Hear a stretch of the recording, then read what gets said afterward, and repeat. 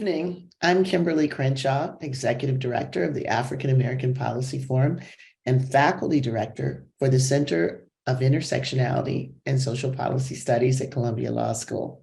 I am so excited to welcome you to this 9th edition of Her Dream Deferred, a week on the status of Black women.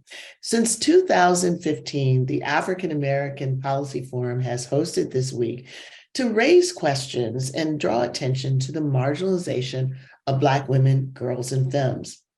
We do so by amplifying our stories, our knowledge, and our activism. We see these as essential tools to dismantle the structural barriers that we confront in our schools, in our homes, and in our communities. In that spirit, I am absolutely delighted to invite you to this 2023 week of Her Dream Deferred. This week, we'll engage in a series of virtual and in-person events that uplift the crises facing Black women and girls, both urgent crises and ongoing ones. Today, we kick off our first event with Don't Touch My Hair, Status of the Crown Act, where we will watch an episode from the docu-series The Hair Tales. Then we'll engage in a meaningful dialogue about hair discrimination practices, misogynoir, and the current status of the Crown Act in Congress. It is such an honor to have the trailblazing executive producer of the docuseries, Michaela Angela Davis, joining us. Yeah, she's here tonight. And in the wake of the attacks on African American studies by the anti-woke crowd, tomorrow, I'm pleased to be in conversation with some of my sisters, sheroes, and heroes, Beverly Guy Sheftall, Evelyn Hammonds, and Kathy Cohen. These acclaimed scholars will discuss the purging of Black feminism, intersectionality, and Black queer studies from the new AP African American Studies course that happened earlier this year by the College Board. So join us for Resisting Erasure, Black Women Scholars in Defense of Themselves. We'll discuss the long history of Black feminist erasure and what we can do about it moving forward. Rounding off the week on Friday, we're having a Searching for Harmony, Self-Care as Sustaining Practice Day in person.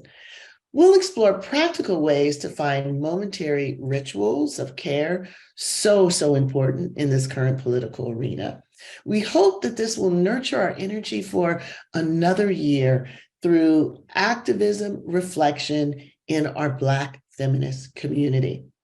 Throughout the week, we will also be taking to social media to uplift materials from our 3rd edition of the Status of Black Women, where we'll be sharing information about where Black women stand in 2023. And we share that information in order to build advocacy around the data and to advance well-being in our lives. We hope you share these materials widely with your friends and throughout your networks. We look forward to seeing you virtually and in person this week at all of our events, where we will center documentary, discussions, and wellness. Please visit aapf.org for more information and tune in to our social media channels for more information about HDD and the status of Black women. Now more than ever, when forces are trying to silence us and erase our knowledge, this week is a necessary reminder that Black women will show up, we will show out for ourselves and for our communities. Thank you for joining us. What you say to me, what you say to me. Good evening, everyone. Hello. Hi. Good evening. My name is Shermena M. Nelson, and I serve as the Chief of Staff and Director of Community Engagement for the African American Policy Forum. On behalf of AAPF and the Center for Intersectionality and Social Policy Studies, I welcome you to our first event of Her Dream Deferred 2023, Don't Touch My Hair, Status of the Crown Act. What a powerful episode of the Hair Tales we just watched. I was really moved to hear Congresswoman Presley's story, and I was moved by the community of so many Black women. I am honored tonight to be in conversation with the acclaimed writer, creative director, producer, and image activist Michaela Angela Davis about her documentary series, The Hair Tales. Throughout history, Black women have had to grapple with hair discrimination in their daily lives. Rooted in slavery and the beginnings of white supremacy, deemed Black women's hair unattractive, unimaginable, and unwelcomed. And since then, we have been forced to cover our natural hair or adopt hair practices that would mirror white standards of beauty. And where Black women have attempted to take agency over how we wear our hair, there are laws, policies, and practices that have been used to control, limit, and hide our hair. Today, we see hair discrimination enforced through seemingly neutral grooming policies within schools and the workplace. But let's be clear, these policies are rooted in gender and racial stereotypes that disproportionately burden Black women. As a result of these policies, Black women continue to experience limited mobility navigating public and private spaces. In a recent study, 25% of Black women said their hairstyle was the reason they were passed over for a job interview. Black women have long understood that targeting our hair is not only about our appearance, but is intimately tied to our identity, our culture, and fundamentally, our power. And it's our understanding of this intimacy that has led to efforts across the country to push back on the policing of our hair. It's these efforts in California that led to the creation of creating a respectful and open world for natural hair, or what we call the Crown Act. This act was signed into law on July 3rd, 2019, through the efforts of the Crown Act Coalition, making California the first state to legally protect Black students and employees from race-based hair discrimination. As of 2023, 20 states have enacted the Crown Act into legislation. The attempts to legislate the Crown Act federally failed in the Senate in December of last year after passing the House in March 2022. The Crown Act is not the first form of resistance over our hair, nor will it be the last. Today, we have a docu-series like Hair Tales, which was born out of the belief that there are stories in Black hair and that Black hair is an organizing principle for our humanity, identity, and beauty. It follows the personal hair stories of notable names like Tracee Ellis Ross, Oprah Winfrey, and Congresswoman Ayanna Pressley, but also the importance of communal spaces such as beauty salons. It reminds us that hair discrimination, vulnerability, and resistance is something that binds us all together as Black women. So this is why I'm delighted to welcome Michaela Angela Davis into this conversation. Michaela Angela Davis is a writer, creative director, producer, and image activist focusing on the intersections of gender, race, fashion, culture, beauty, and identity. Michaela is the creator and executive producer of The Hair Tales, which was recently nominated for 2 NAACP Image Awards. She has spoken globally and has been a cultural contributor and writer for The Atlantic, Allure, CNN, MSNBC, and the BBC. Throughout this live event, we want to hear from you, so please share your thoughts in the chat. Tweet us at AA Policy Forum using the hashtag HDD2023. So let's dive right in. Hi, Michaela. Hi. Hi, thank you so much for this powerful docu-series, which brought back so many memories for me. And I'd love to start by sharing a bit of our hair stories, if that's okay with you. Yeah, first I want to say I have not watched The Hair Tales with over 200, what I think is probably mostly Black women. So I am just like having a moment and the chat is lit. Like I'm just like watching the chat and watching people respond has been so beautiful. So I really, really want to thank you all because it's been a minute, since I've watched it. And once you make it, I haven't been in community with The Hair Tales. And also Ayanna Pressley is the truth. Yes. And I feel like this episode is so instructive, right? Like, I'm like, we don't even have to, let's just talk because there's so much information in there about the history and everything. So yes, we can get started, but I just wanted to thank all 200 plus of y'all who came in and came through and sharing your stories. I'm watching the chat, just like, I just feel like we're in one great big beauty salon watching. Yes, we are. So I just wanted to acknowledge what is actually happening here, and Mhm. what a great pop off and jump off for the conference. So, okay. Yes. Thank you for that acknowledgement. We love our friends of AAPF, as we call them, and we're really excited about doing this in community and having this conversation. Yes, I'm gonna put the chat away for a minute because it really is distracting, because I'm just wanting to see what everyone is saying. Okay. All right, y'all. I'm here paying full attention to this. Well, we're going to make sure. So Glenda's going to come in a little later and tell us what's going on in that chat. So Y'all didn't tell me that they were that your audience was going to be like really in it. Yes. So you didn't know, but I am just I am delighted, and this is how we're supposed to do this. Yes, is it in is. community. So thank you. Okay. All right. Let's go. All right. Okay. So my earliest memories about my hair, in reflecting while I was watching this series, all of my memories are pretty good ones, my early memories. Oprah Winfrey in this series refers to her hair as her crowning glory. And that really resonated with me. I was definitely known and doted on in my family for my long, thick hair. So I was born with what my mom called a full head of hair. Yeah. I have no memories of negative comments about my hair from my immediate family members. There's some pictures of me going up. In fact, my mom praised my hair and she was happy to do it. I don't have any memories of her complaining about how thick my hair was. And I don't even have memories of my mom telling me to straighten my hair, even though she was the pressing queen. Like my mom was the one who pressed everyone's hair on the block in our family. I mean, she could press hair. She had the hot comb on the stove and the grease and all of that, but she never said to me that I needed to press my hair. Sometimes we press, sometimes it was braids, sometimes it was ponytails. She was really big on versatility, but there was no sort of straight hair bias. So I begged my mother to allow me to get a relaxer in high school because I thought I looked better with it.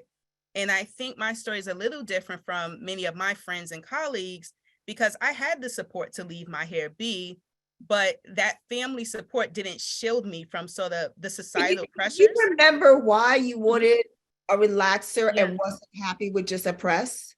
I thought I looked better with it. That's what the outside world was telling me. What did you think a relaxer did that a press didn't do?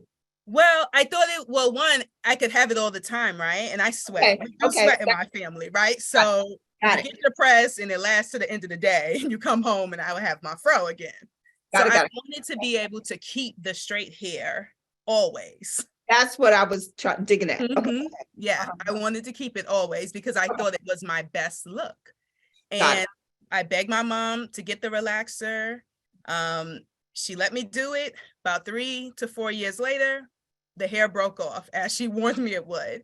And eventually I had to cut it. So this picture they have up is a picture of me freshman year of college, right before the breakage. And then sophomore year when I had to let it go, when I had to just cut all the hair that had broke off. Quickness. Yeah. Okay. And you can see the difference. I was looking at these pictures today. You can literally see the difference in the confidence in my face between the long relaxed hair and the short natural. It's so obvious. Like that person in that General Mills t-shirt that she got from the Howard Fair still thought that she was fly, right? Because of the length and the fact that it was relaxed. So yeah, it took a very long time for me to be comfortable with the short natural. And then it grew back over time. And now I have a really loving relationship with my hair, whether it's twist out, press, braids. I sort of like it all. If I could get my hair to fro and stay a fro, I would. That's sort of the look that I would love to go with.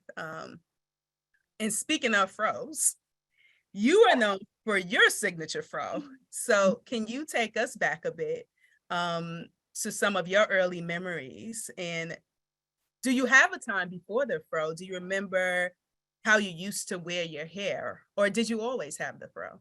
Oh, no. So thank you for sharing that. And this, I mean, you just also, I contend that everyone, has a hair tail. And just, I've talked to more sort of like regular and real women way before I talked to, movie stars and senators, right? So just just so what we're doing, just for those that are listening, this is really how the Hair Tales works, is we just talk about our identity through the lens of our hair, right? So yes, there was life.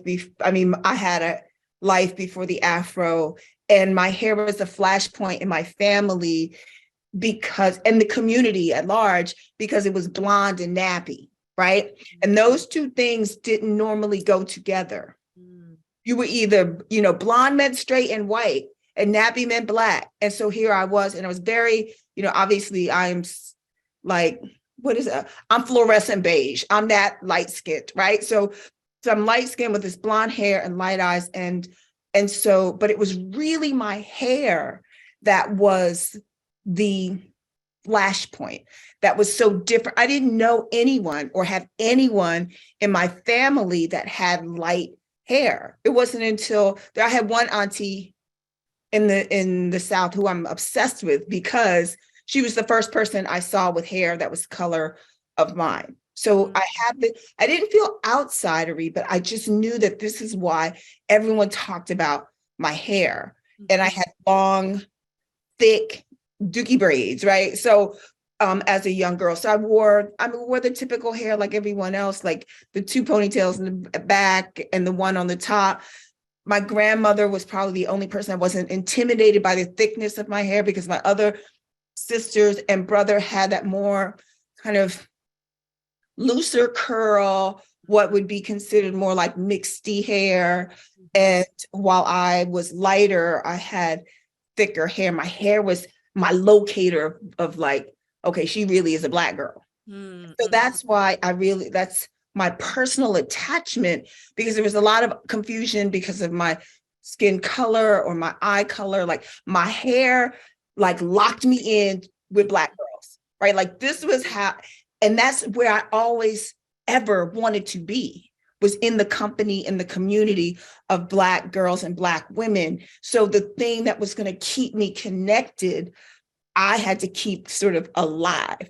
Plus I love like I was obsessed with Soul Train in a way that was maybe unnatural, but because of the hairstyles that I would see every Saturday morning, like down the runway, which was, the Soul Train line was a runway to me. And so it was like fashion and hair. So I was always watching how our hair reflected our culture. So, but fast forward to when I got my Afro, when I accepted the pregnancy of my daughter, at the time I was like what we would call like running a relaxer through my hair to make it look sort of like a Jerry curl, but not as greasy, like more of a loose curl. So I would just I never, ever, ever wanted to wear my hair straight, because of that reason of like being located with Black girls, right?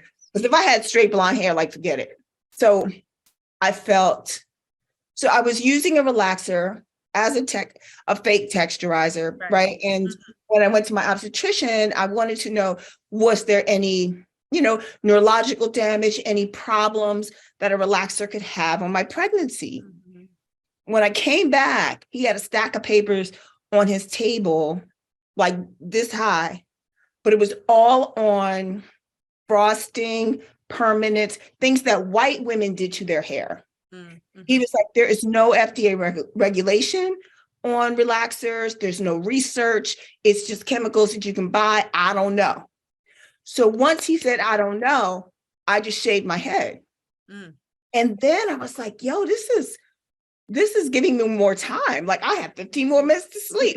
Like then it became like really liberating in the last days of my pregnancy, that I didn't have to like contend with the time that it took to do my hair. But what was so revealing is like, they don't care about us or our babies. No. Right? And now we see this is coming up, with the cases around the relaxers causing cancer.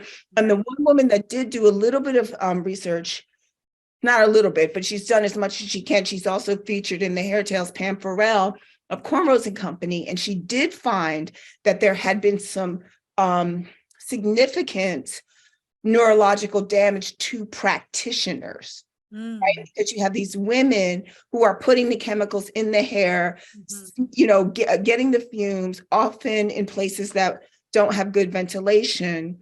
And so there's still no FDA regulations on relaxers. You can still be a child and buy dangerous chemicals.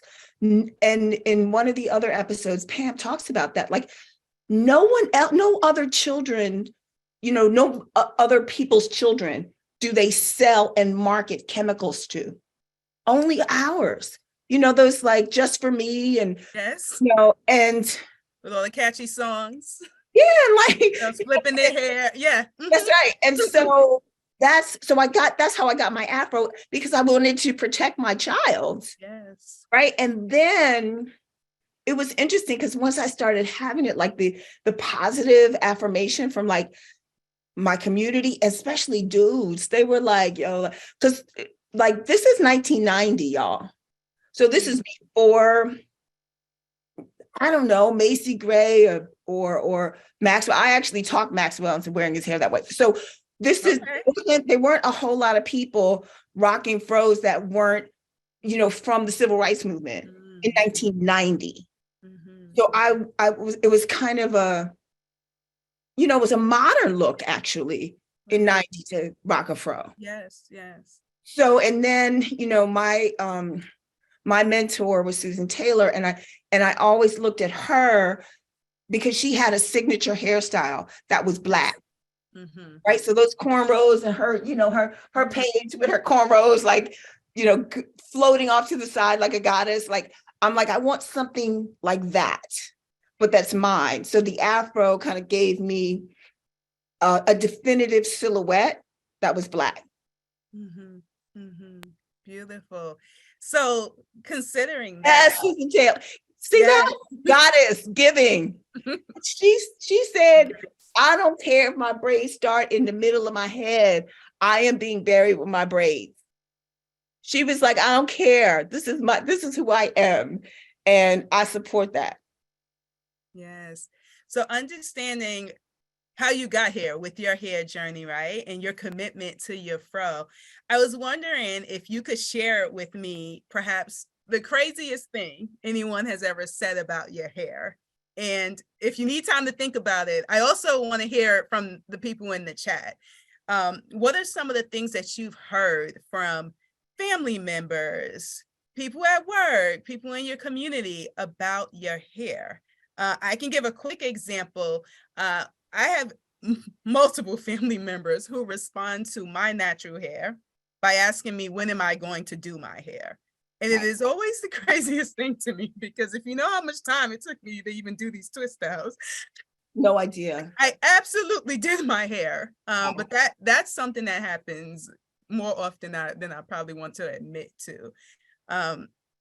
Michaela, there anything that you've heard about your fro or people have said to you that you thought, this is just absolutely Well, crazy? and it's so funny, especially from elders. I love all the language that comes from Black culture about our hair, like not just the naming of it, but also what you just described. I remember one of my uncles was like, what's the matter? You lost your comb? Like every time he seen like, you lose your comb. And he was kind of being funny, but he wasn't. And I remember my daughter's father had locks. And I remember my grandmother asking him one time, he's an actor, and she said, is that for a play? Like, and it wasn't malicious. She was like really real, because here's the thing. My grandmother comes from Jim Crow South, right? They fled for their lives. So anything, if you were a Black man and you stood out, that terror that they experienced, right, has colored how they think about how we should walk in the world. Because underneath those comments is fear for us. Like, don't stand out. Don't be too Black. Because being too Black could get you disappeared. Right. So I once when my grandma, I didn't know that my grandmother had really seen lynchings until she was almost gone. And so I'm like, who do you become when you're 19 years old and you see people hanging from trees. And their understanding is the lighter you are, the less you stand out, the better your chances are for survival. Survival. Yeah. So I have learned to have so much compassion for the older generation in these kind of comments, because no one treated their PTSD. Nobody treated the terror. Like they're refugees. My grandparents, I felt, were refugees from South Carolina. They fled a terrorist territory, Philadelphia, and nobody then asked how they were doing. Like, you okay now? Like so those comments, and some of them are quite funny, but they still come from a place of fear that happened. You know what I mean? Like, so I look underneath that when I hear things, particularly, and it is the older generation more now than anything else, right? Because if someone says something now, they just stupid. But actually, I was at a conference not long ago, and a head of a production, a very, very, very, very big production company with a very famous white actress who was the head of it. We were going to be on a panel together. I kid you not, this was last year. She leaned over and asked me, could she touch my hair? She hasn't figured that out. I was like, ma'am, do you understand what like era and year? This was last spring. So I think that's the craziest thing that's happened recently, is someone very recently asked an adult, asked me, could she touch my hair? I'm like, still, really? And you made a story anyway. That still bugs me out. Yes, well, Black women's hair is not only fetishized, but it's also judged pretty harshly, right? Because our hair doesn't grow in the way that But you know what? I don't think I think there's so much jealousy. I think it's jealousy. Yes. Okay. I remember there was an OG, Adamole Mandela. He had a salon called Knaps, and there's some OGs that did some really important political and policy pushing in the 70s and the 80s, and they pre-Crown Act. Adamole Mandela is one of them. Diane Bailey is one of them. They're like Anu Prestonia of Comet Kinks. Like, there are women and a couple of men who were really on the forefront in the 80s. But anyway, Adamole said, wouldn't you want to look like us? When you think about it, Black hair, in terms of just textiles or texture, our hair is like cotton, it's like wool. So it like cotton, like wool, it can be woven, things can be added to it, it can grow, it can shape shift, you can add adornment to it, just like any sort of artistic art medium, right? But if you are of European descent or Asian, it's just silk. And the thing that is great about silk is my fashion, part can be draped and can lay. But it can't defy gravity. No, it can't. It can't hold 1,000 beads. It can't then be snatched up in just like a little pineapple. Yes, they're jealous. Why do you think they go send little girls home with like all the things in their hair? Because they're giving you life and energy and Africanism. And they're, Becky was like, got some new bangs. That's it. Yeah. So the policing of it is to cut off that life then, that life that's being given. That's one of my contentions. I think it's complicated. I think it's layered, like our very existences as Black women. But I think at the heart of it is this, they can't control it. They can't fully police it, and they can't have it. These are colonizers. These are people who are used to taking what they want. They cannot have our hair because they cannot have our ancestors that made it. Right. And so either we're going to put it down or we're going to, penalize. That's, we're penalized for our flavor and our culture and our brilliance all the time. And policy is created around it. You know, Ayanna said something about policy violence. When she said, I'd forgotten that she had said that until I was watching this again with y'all. And I was like, that's what it is.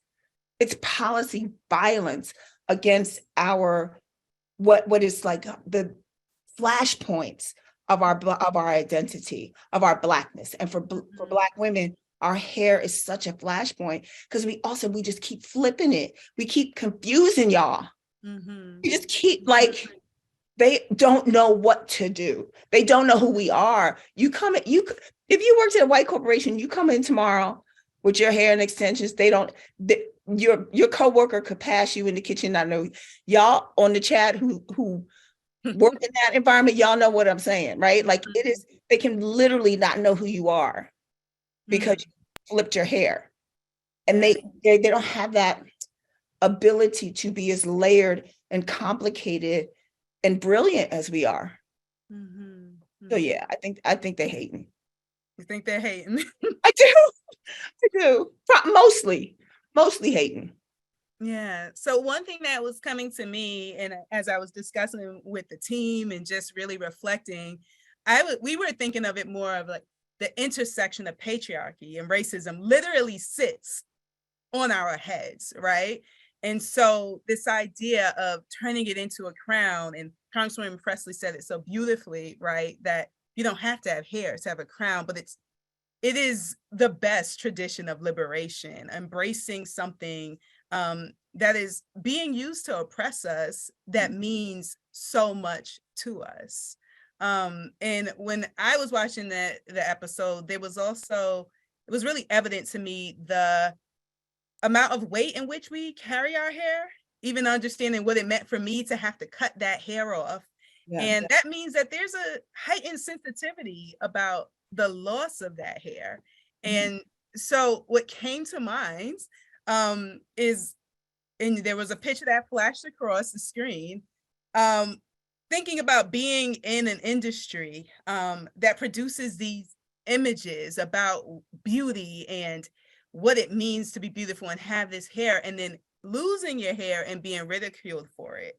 And I'm speaking about Jada Pinkett Smith, of course. And I was thankful that in that segment with Congresswoman Presley, that her face flashed up. And I really wanted to take a moment to focus on her in a way that was lost. Yeah, it has been lost because all of the conversation turned. The attention turned to the conflict between the men, right? And alopecia is a medical condition. And the idea that it would be funny to not only make fun of someone's medical condition, right? But for us to not even speak about that piece of it, the way she was treated with a lack of compassion and then sort of erased from the discussion. I guess I would love to hear your thoughts about what happened there and what that moment revealed about the expendability of Black women. Well, it's interesting because obviously we shot this before the Oscars, right? Or maybe we were in edit, but Jada was in that small montage of women who had alopecia before. And here's what I question is whose conversation are we talking about? Because I recognize that lots of Black women, whether it was on Twitter or Instagram, and there was some very quick think pieces by Black women journalists who did center Jada, who did talk about this, constant, the patriarchy is the bitch. You know what I mean? Like the patriarchy overarches everything, right?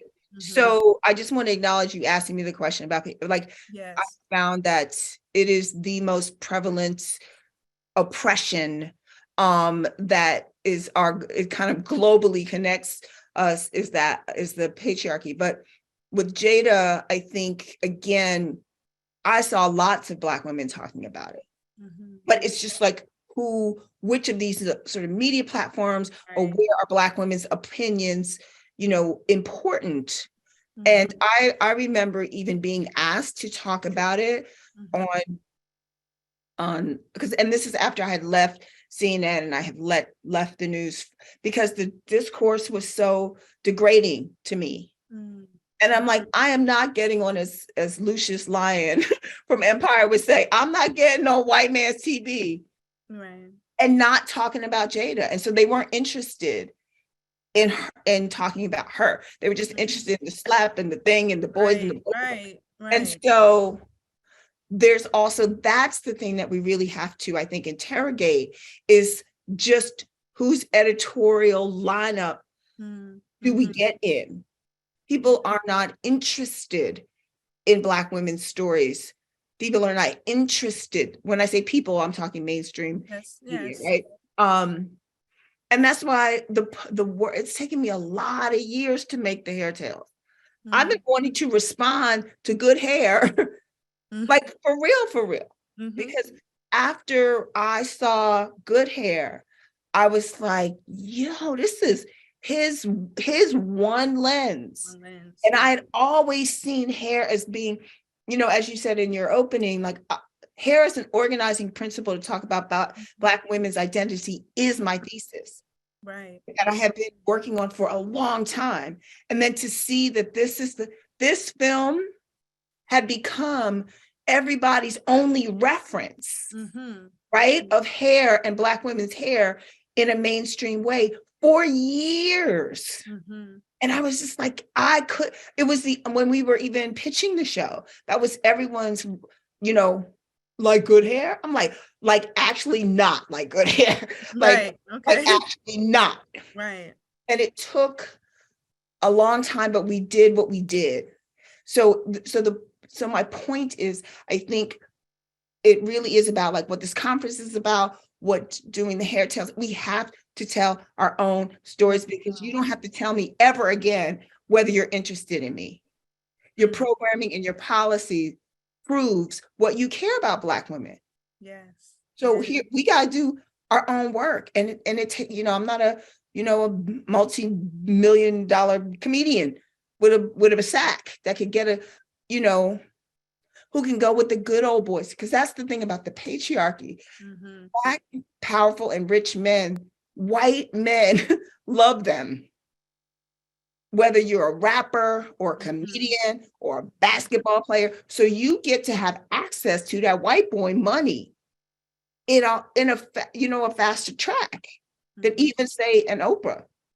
You know what I mean? So they get sort of this weird, you know, Negro entry into, you know, the mainstream patriarchy too, right? And so not everyone, like this is not, y'all know, I'm talking very generally, but, you know, having had some experience in Hollywood and trying to sell a show about Black women and our hair, it was only because there was a Black woman heading a whole network, Tara, at Onyx, that this really got done.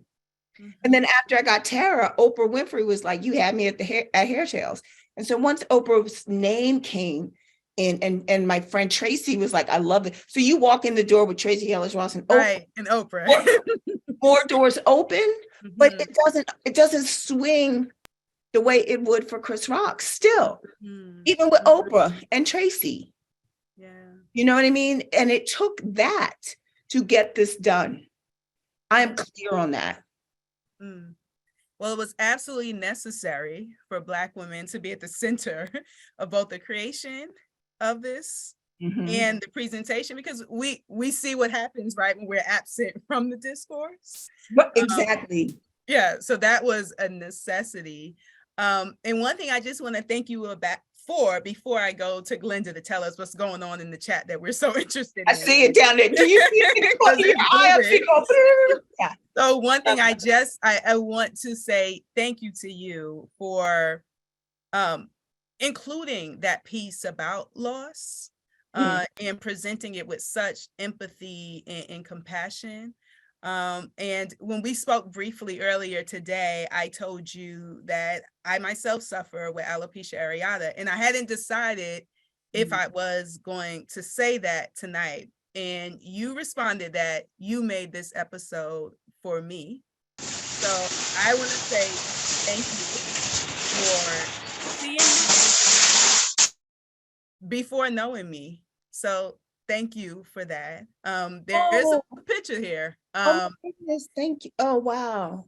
Yeah, and so that episode really resonated with me, and I don't have alopecia totalis, but just that loss and what that did to me, right? And so connecting it back to that moment of seeing Jada in the front row with millions of people, right, and being ridiculed, and us, or at least not in as many circles as I wanted to, not taking it as seriously, and then seeing how it was handled in this series was something really beautiful, and I felt really seen in that moment. So thank you for that. Oh, thank you. And I did make it for you. We made it for you. And praises to the fierce Ayanna Presley, because she was so clear and so transparent about her story.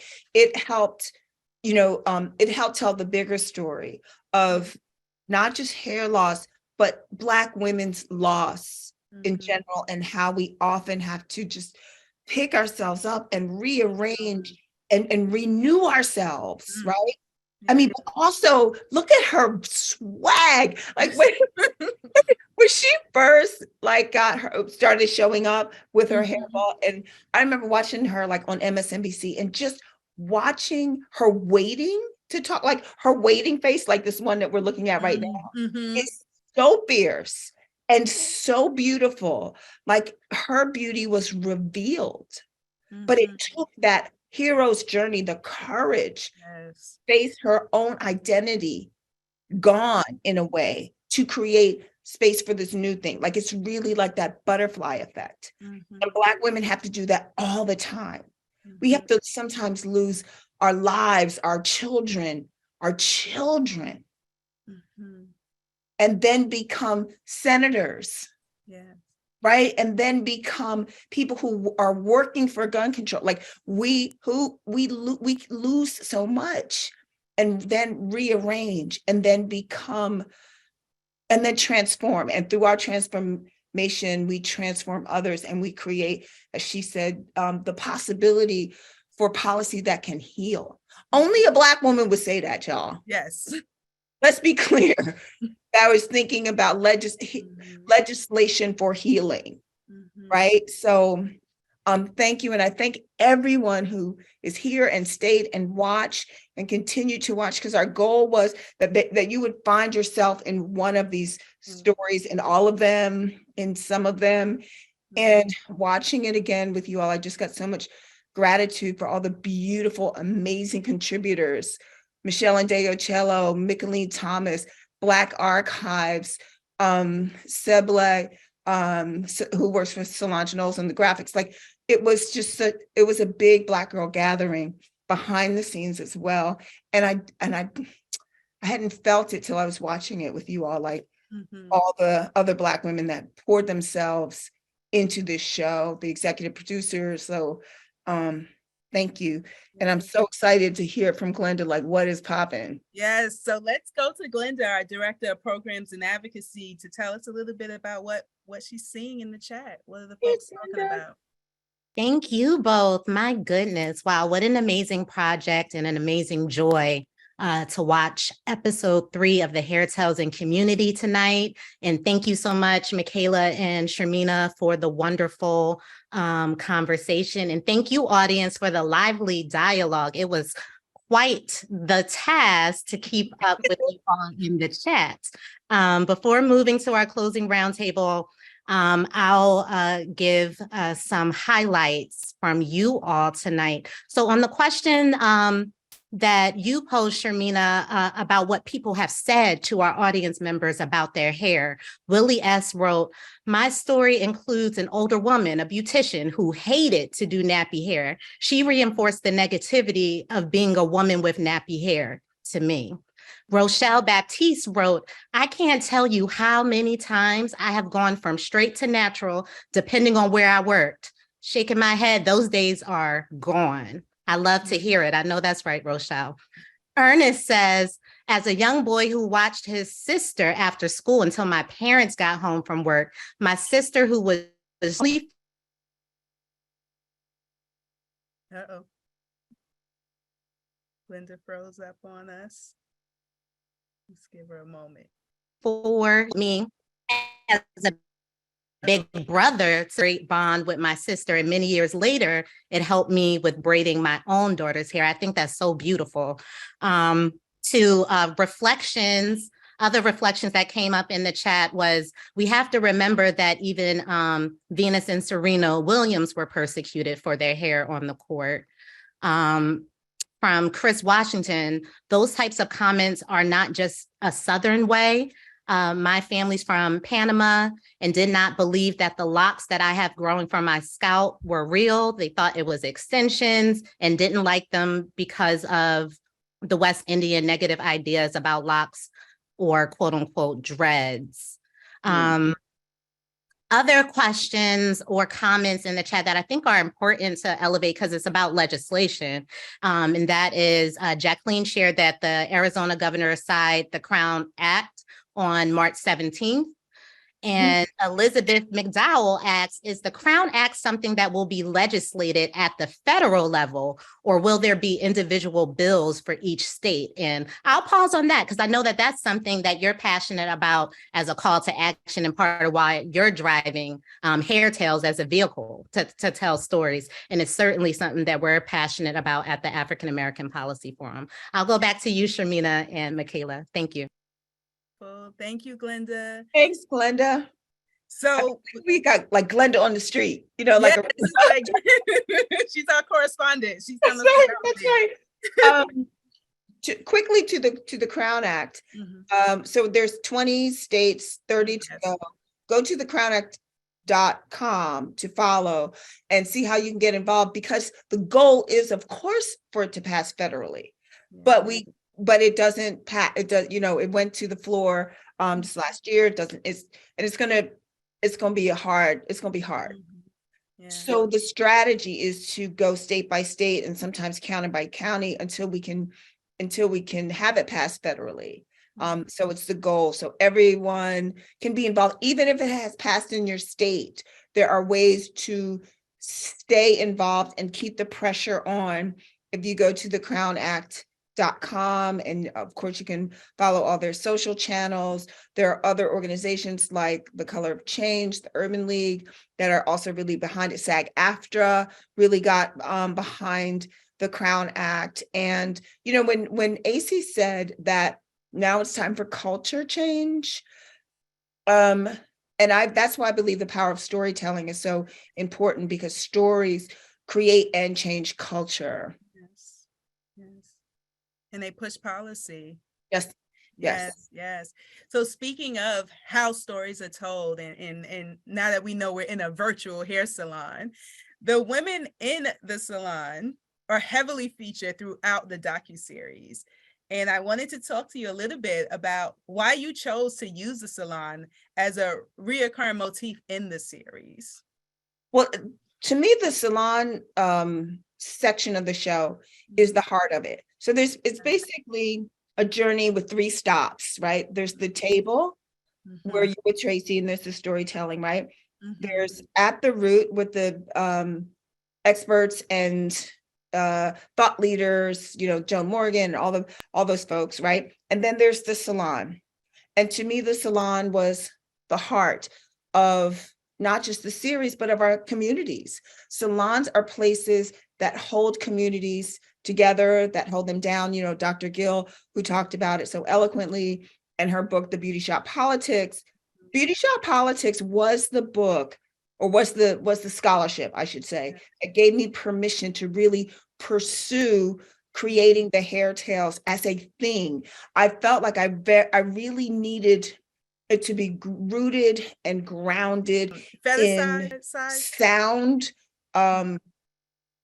Black women deserved this to be researched and followed through and thought about. This was not a quick thing. I did lots of anthropological work in the field, literally taking a kitchen table to Afropunk, to college campuses, South Africa, I did it, Paris, I did it. And regular women would come and literally sit at a kitchen table with me and tell me a hair tale, right? So I was clear that this was a thing. However, my first real field study was I would sit in my friend's salon, and it is called Hair Rules, right?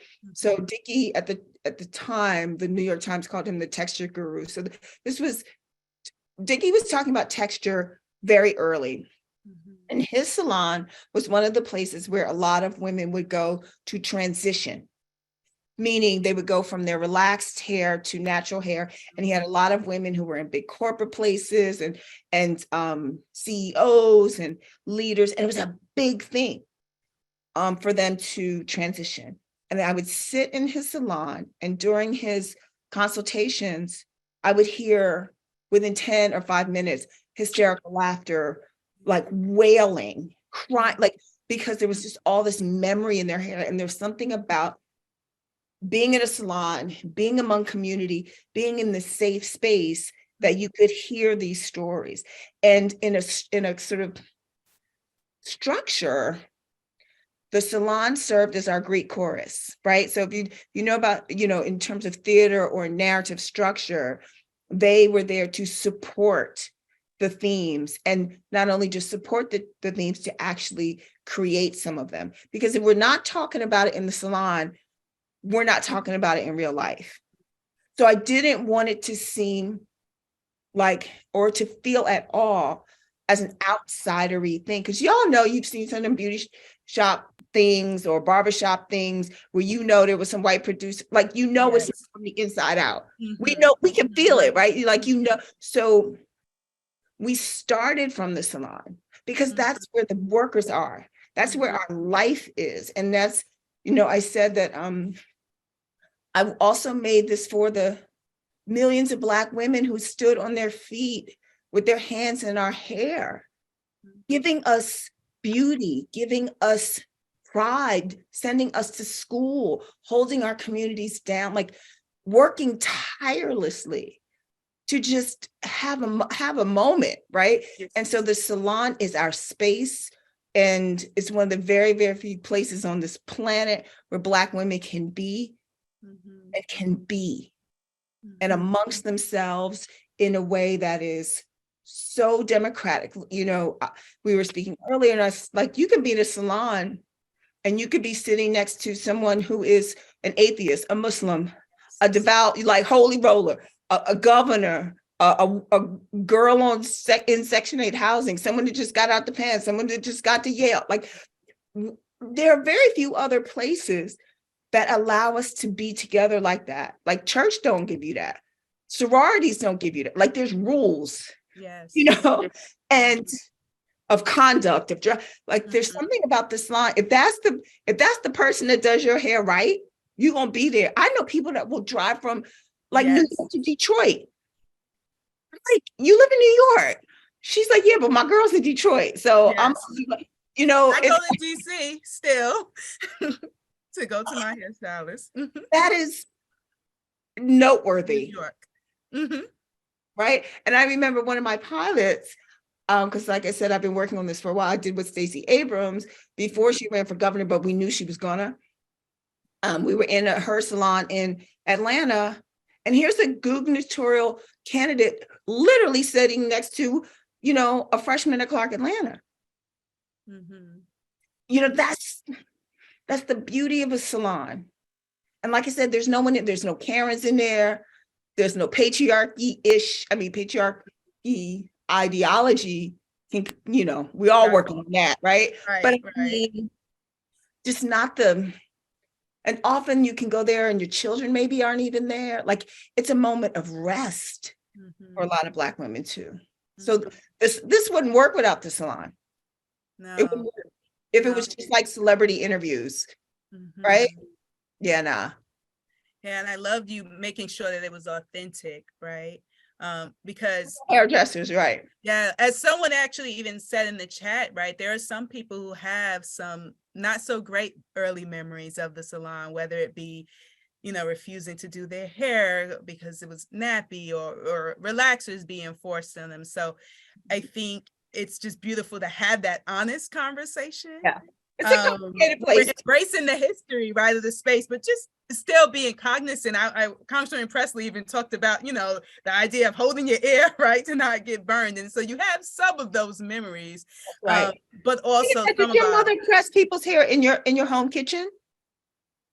My mom? Yes. Yeah. Yes, she You did. had that smell. It's a particular smell that yes. I remember and is it comforting to you in a while because is it comforting? Flat irons. Is it comforting to you? Yeah, it is. Me too. If I smell it, yeah. I was just in Sumter, South Carolina at Clyburn Salon, which is the salon of the mother of James Clyburn. It's been there for 70 years. It's all this beautiful history. And there are women, they still go there to get the hair pressed. Yeah. And his knee, and I did a screening there, but I was there actually that day getting my hair cornrowed by his niece and smelling them getting their hair pressed. Like it was Saturday, so it was, getting ready for Sunday. I just felt it just was comforting, Yeah. It was the smell of grease. It wasn't as heavy of the grease that I'm used to growing up, but it was because also I knew that was a surface change. And these women had hair that was in really good condition because pressing hair and keep taking good care of it, you can keep your hair on your head. Yes. And so I've seen these older women. There was one woman who was a police officer and she just fell asleep under the dryer and her practitioner was like, this is what she does every week.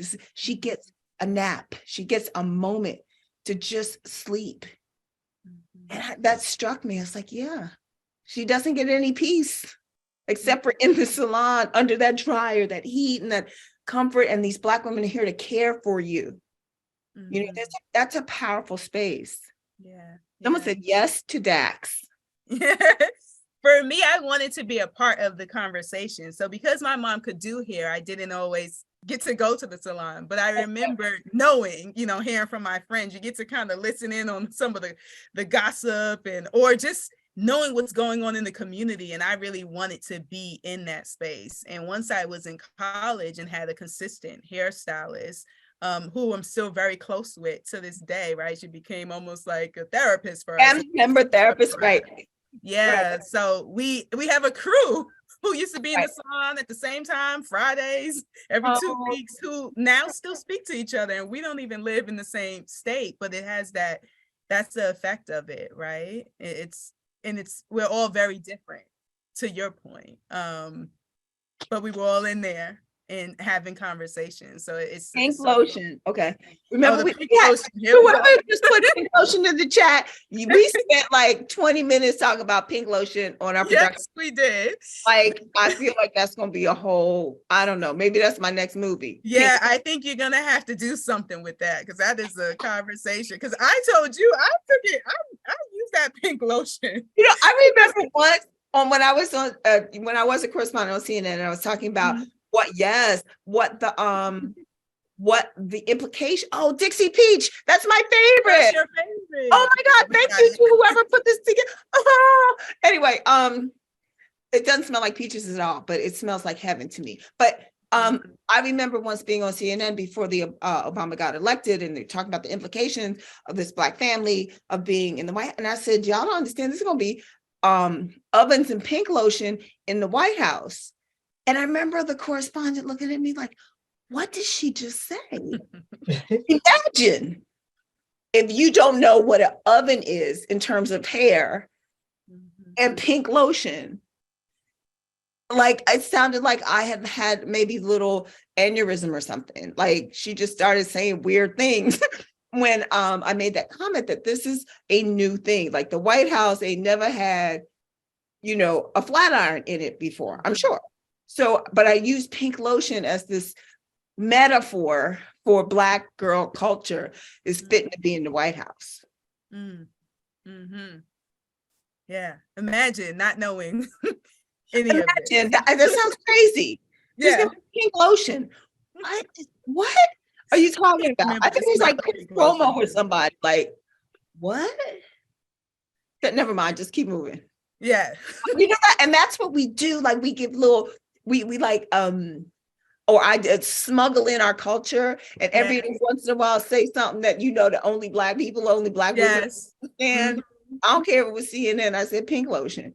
They just Yes. thought, okay, she just had a meltdown, that she recovered, but she said something weird.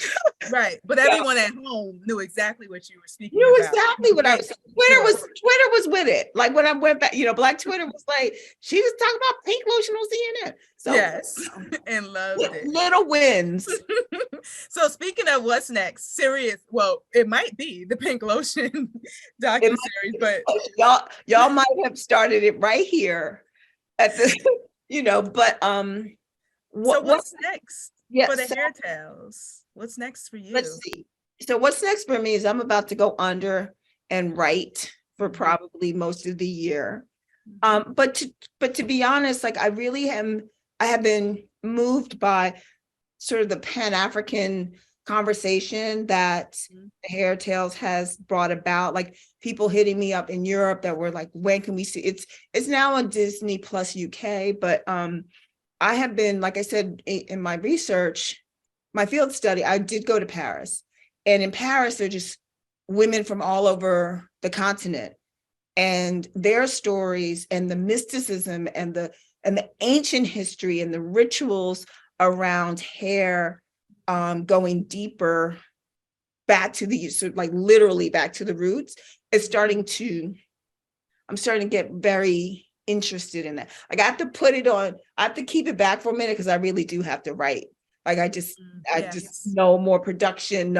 I just have to, I'm going down south to my ancestral land, Sumter, South Carolina, where both my mother's mother and mother's father are from, and I've been returning, and it has become a great place to write. But also, the first thing I did was find the salon. It was the Clyburn salon. So that's what's next, is writing. But I'm really thinking about the Pan-African global connection that our hair is. Yeah, there's so many stories. This was just 6, right? Like we're not like someone brought up the Williams sisters or Brittany. Like there's just so many stories. But I think I really want to go to the continent and get in it. Yeah. Well, there's so many stories, and we are What would you like to see? that we have you. What would you like to see come out of it? Or from the chat? Like, what would be next if we could just do whatever we want? So many hairstylists on the continent. Okay. Do y'all support that? Like, No. Yes, we support that. I would love us to continue this conversation. I would love for us to have more events around this. What I found in having just what I thought would be quick conversations with friends and line sisters was that there was so much there because everyone had a story, but hadn't necessarily been asked their story before. right. And that told me something, right? If there were, I would love even an online platform or just somewhere to just keep this dialogue going. I know it exists, but really for us to push it as we continue to push for policy. Yeah. As we continue to push for policy. Yeah. Because what we have policy around really will be our legacy, like what mattered, who mattered. And I mean, the fact that there's 20, like I really feel like the women who've been behind the Crown Act have done an incredible job. And there's so much more to do. But I feel like we can, I feel like we can do this. And this is a win that is beyond hair and hairstyling. This is one specifically, right, about us and how we move through the world. And so I hope when we return for whatever our next conversation is, we have a couple more states, and and there'll be a time when we won't even have to talk about whether it's federal. But I would love to also, I pay a lot of attention to comments and what people share. So I would just love people who watch the series to drop me a DM or talk about it, because that's how the Hair Tales happened. I talked to real women, real Black women, about what they really cared about and what they really wanted. And that was my proof. It wasn't Hollywood. It wasn't the media. It was for us. Yes. First, I love us. Yes. That's it. And I want us, and I'm interested in our liberation for real, for real. And so, but again, what's been interesting about the Hair Tales, in conclusion, is that it became an on-ramp that wasn't too, confrontational or too, but once you got in it, we got in it. And I love the opportunity to then talk about it with Black women, right? And so I'm here for it, all of it. Love it. I'm here for it too.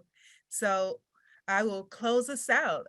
So in this conversation, we dove into the depths of stories in Black women's hair. And as Michaela Angela Davis said, these hair stories are about giving Black women's lives and culture a place in the legacy and lexicon of humanity. And we think that's what we've done here tonight.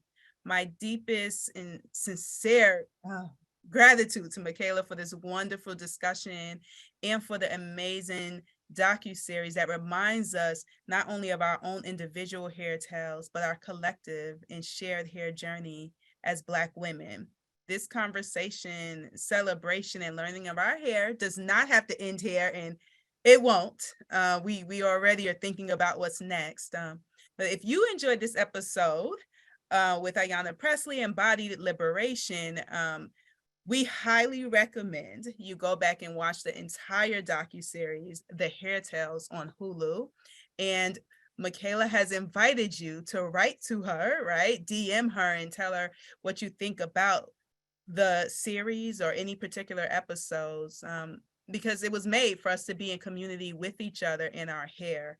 The team is now dropping some resources and FAQs that provide more information about the Crown Act in the chat. So please check that out. And a special thank you to the hardworking team at AAPF for putting this event on and all of your dedication to put this entire Her Dream Deferred week together. And thank you to the audience for joining us here tonight. Our Dream Deferred week continues tomorrow at 8 p.m. with Resisting Erasure, Black Women Scholars in Defense of Themselves. And in alignment with that conversation, we invite you to join us Thursday at 7:30 p.m. for the Road to May 3rd weekly activation convening. This virtual informational and activation session is designed to mobilize stakeholders, answer questions, and facilitate networking between people and organizations looking to attend or plan an event for our Freedom to Learn Day, May 3rd. We will hold these sessions every Thursday at 7:30 beginning this week, with additional sessions on April 6th, April 13th, April 20th, and April 27th. Thank you again for joining us to start Her Dream Deferred Week 2023. And I hope you will join us in uplifting Black women, girls, and femmes throughout the week. Thank you and good night.